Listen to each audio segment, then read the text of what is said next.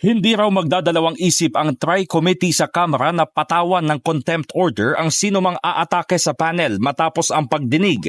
Ayon kay House Committee on Public Accounts Chairman Joseph Stephen Paduano, hindi pinapayagan ang anumang diskusyon, pag-atake o pangiinsulto sa pagdinig matapos na suspendihin dahil magiging paglabag ito sa Section 11 Paragraph F ng internal rules. Nangyari na anya ito noon sa pagdinig ng Committee on Public Accounts. Ibinahagi ni Paduano na na-cite in contempt ang isang block timer mula sa isang himpilan ng radyo sa Cagayan. Inatake raw kasi nito ang resulta ng pagdinig ng komite.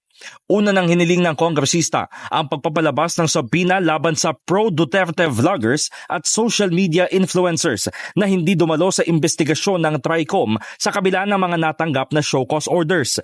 Kabilang sa mga pinangalanan, sina dating NTF-ELCAC spokesperson Lorraine Badoy, Jeffrey K. Eric Celis at Alan Troy Sas Rogando Sasot.